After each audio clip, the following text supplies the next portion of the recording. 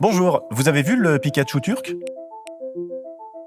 Ces images d'un manifestant déguisé en Pikachu qui fuit la police ont fait le tour des réseaux sociaux et de certaines télévisions en Turquie. Le Pokémon est devenu la mascotte du mouvement social actuellement en cours dans le pays. Un Pikachu qui ne fait pas rire tout le monde comme on pouvait le lire dans Libération. L'acteur Hasan Kashan, qui soutient le parti au pouvoir, y voit un happening organisé. Tout cela est un travail d'agence spécialement conçu. C'est une tentative de rendre l'anarchie et le vandalisme mignons aux yeux des jeunes. Pas bête. D'ailleurs, Nintendo, ils sont bien silencieux depuis le début du mouvement social en Turquie. Le passé, c'est le passé. Ce qui importe à présent, c'est de soigner Pikachu. Mais alors, qu'est-ce qui se passe en Turquie? Qu'est-ce que ce mouvement social? Et est-ce que le Pikachu turc peut évoluer si on trouve une pierre foudre?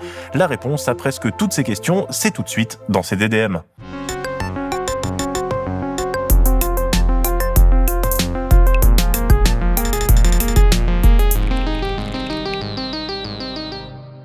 Yığmıştır. Yüzlerce polis yığmıştır.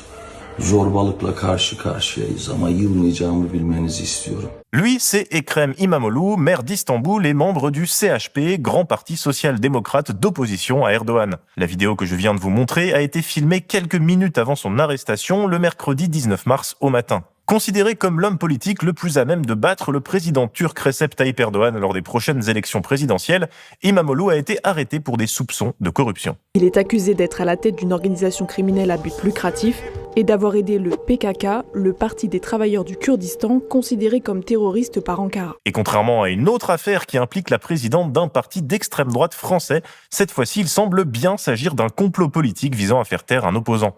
Nique ta mère. Le pouvoir turc a aussi annulé le diplôme universitaire d'Imamoğlu, obligatoire en Turquie pour se présenter à la présidentielle. Mais dans une Turquie qui glisse de plus en plus vers l'autoritarisme, surtout depuis le coup d'État raté de l'armée en 2016, cette décision n'est pas passée.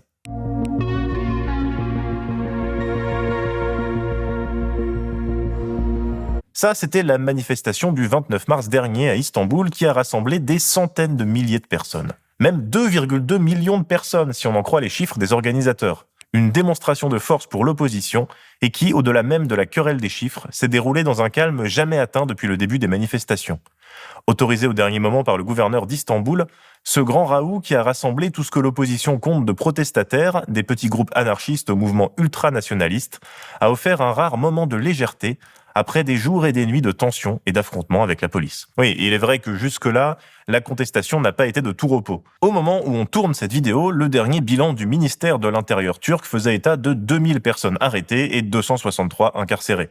Mais c'est probablement davantage. En plus, les personnels des services de santé publique ont assuré samedi 29 mars dans un communiqué avoir constaté des mauvais traitements, aussi bien lors des interventions, lors des arrestations, que lors des détentions, des gardes à vue et des procédures judiciaires, en particulier dans les grandes villes du pays. La répression n'est pas uniquement policière. Erdogan s'en prend aussi aux médias. Ces dernières semaines, plusieurs journalistes ont été arrêtés pour participation à des rassemblements illégaux. Plusieurs ont été libérés, même s'ils sont toujours poursuivis, mais d'autres sont toujours en détention, comme le Suédois Joakim Medin, comme l'écrit Reporters sans frontières. L'envoyé spécial du média suédois Dagens ETC est détenu à la prison de haute sécurité de Marmara, à Silivri, depuis le 30 mars. Interpellé 3 jours plus tôt à son arrivée à Istanbul, il est accusé d'insulte au président Recep Tayyip Erdogan et d'appartenance à une organisation terroriste armée en raison de sa présence lors d'un rassemblement pro-PKK à Stockholm en 2023. Toujours parmi les journalistes étrangers, un reporter de la BBC a aussi été expulsé du pays. Turkey said Mawin was deported because he didn't have proper accreditation. Mawin had been reporting on the largest anti-government protests in Turkey's seen in years. Les rares médias turcs d'opposition sont aussi touchés, comme on peut le lire sur France 24 dans un article de Barbara Gabel. Le Haut Conseil turc de l'audiovisuel a imposé 10 jours de suspension à Sözcü TV, une chaîne critique du pouvoir qui diffusait en direct les manifestations, l'accusant d'incitation à la haine et à l'hostilité. 3 autres chaînes ont également écopé d'amendes. La couverture par la presse, elle est compliquée. Et en plus, dans ses discours, Erdogan continue d'accuser l'opposition d'être responsable de ces violences. I have made this call several times before, and I repeat it today. Stop disturbing the peace of our citizens with provocations. If you have the courage, answer for the corruption, theft, bribery and irregularities. C'est le b.a.-ba du dictateur. Quand il y a des manifestations contre toi, c'est un complot et en plus l'opposition, c'est des terroristes. Mais malgré tout ça, le mouvement ne semble pas s'essouffler pour le moment. L'opposition a également lancé un appel au boycott, appelant les Turcs à ne pas faire leurs achats dans les entreprises proches du pouvoir. Le mouvement ne touche pas uniquement Istanbul et ses 15 millions d'habitants, mais aussi des villes comme Izmir ou Ankara, la capitale du pays. Mais alors comment expliquer une telle mobilisation ? Parce que les atteintes à l'état de droit dans le pays, ça fait un moment qu'il y en a. Encore en février dernier, des chefs d'entreprise ont été arrêtés pour avoir dénoncé des purges massives envers l'opposition et les journalistes. Mais là, il n'y a pas ou peu eu de réaction. Mais maintenant, l'arrestation d'Imamoglu, elle a mis le feu aux poudres. On n'avait pas vu de telles manifestations depuis 2013 et le mouvement de Gezi.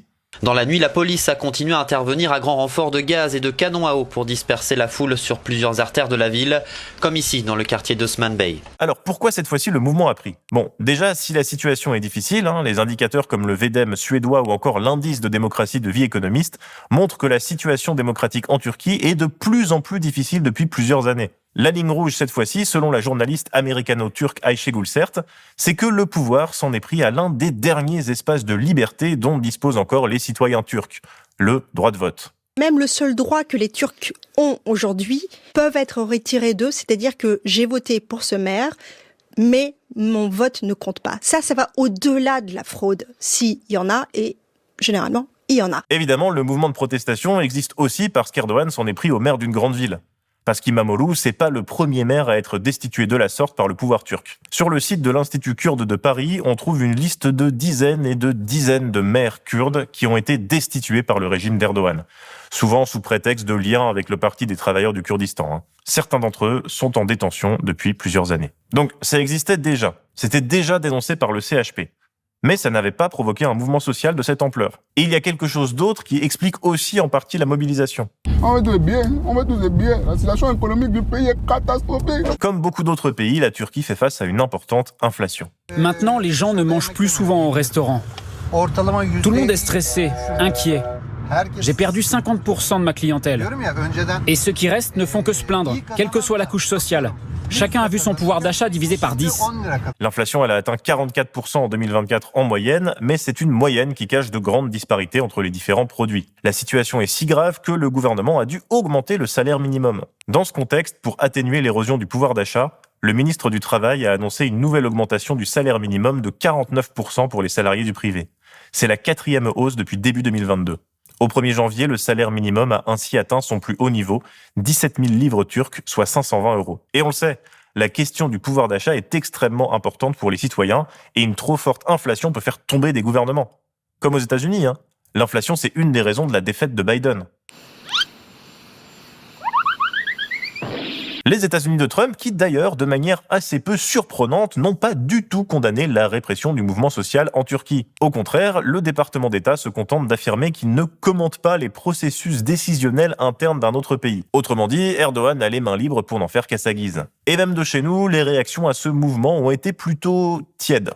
Des poursuites contre les figures de l'opposition, de la société civile, les atteintes à la liberté de s'informer et de rassembler, l'arrestation et la mise en détention du maire d'Istanbul constituent, de manière très claire, des atteintes et des agressions qu'on ne peut que regretter. Voilà, il n'est pas très offensif. Et il faut ajouter que Macron, il a dit tout ça après avoir rappelé que la Turquie était un partenaire important pour l'Europe. Et en plus, le pays fait partie de l'OTAN, avec la 2e armée derrière celle des États-Unis. Bon, c'est un membre un peu bizarre de l'OTAN, il faut le dire. Comme l'explique Olivier Rittiman dans un article de mars 2024 pour le site spécialisé dans les questions internationales, le Rubicon, la Turquie adopte ainsi une position d'équilibriste. Elle dépend fortement de la Russie pour son approvisionnement en hydrocarbures et pour son tourisme, et permet l'utilisation de son territoire pour contourner les sanctions occidentales, auxquelles elle refuse d'ailleurs de s'associer. Mais, en même temps, elle joue la carte ukrainienne pour restreindre les ambitions russes et soutient Kiev par des livraisons d'armement, dont les drones Bayraktar. Donc la Turquie fait office de négociateur entre la Russie et les Occidentaux concernant le conflit ukrainien, comme lorsque Erdogan avait négocié en 2022 un accord qui a permis à l'Ukraine de continuer à exporter ses céréales. La Turquie devient aussi un fournisseur important d'armes pour les Européens, un atout majeur dans le contexte actuel, comme le rapporte Delphine Minoui dans le Figaro. Son industrie de défense connaît un essor spectaculaire, au point que ses exportations ont augmenté de 29% l'an dernier. Résultat, sous l'impulsion d'Erdogan, la dépendance de l'armée au matériel étranger est passée de 70% à 30% selon les experts. Les ventes d'Ankara aux membres de l'UE ajoutent du crédit à l'argument de la Turquie selon laquelle elle est un acteur important de la sécurité européenne, remarque Tom Waldin, expert au sein de l'Institut international d'études stratégiques, dans une interview accordée à l'AFP. En plus de tout ça, Erdogan n'hésite pas à menacer l'Europe d'ouvrir le robinet migratoire quand il est un peu trop embêté. Je reprends ces termes. Bref. Pas étonnant que devant l'ampleur de la contestation, les Occidentaux regardent un peu leurs chaussures. Pourtant, l'espoir est là. Même des figures de l'AKP, le parti islamo-conservateur au pouvoir, ont critiqué la réaction d'Erdogan, comme son ex-bras droit Abdullah Gül ou l'ancien député AKP d'Izmir, Hüseyin Kosabilik. Mais l'espoir réside surtout dans la jeunesse qui a pris la tête de la révolte. Comme l'écrit l'universitaire Müge Yilmaz dans une tribune pour Le Monde, la jeunesse est descendue dans la rue en nombre, défiant à la fois le gouvernement et une opposition jugée trop passive. Pour une génération qui a grandi avec le numérique, mais accablée par les difficultés économiques, les manifestations dépassent le seul geste politique. Elles expriment l'exaspération d'une génération qui n'a plus rien à perdre. Voilà, c'était CDDM. N'oubliez pas, l'actualité nationale, c'est déprimant, mais l'international sera le genre humain.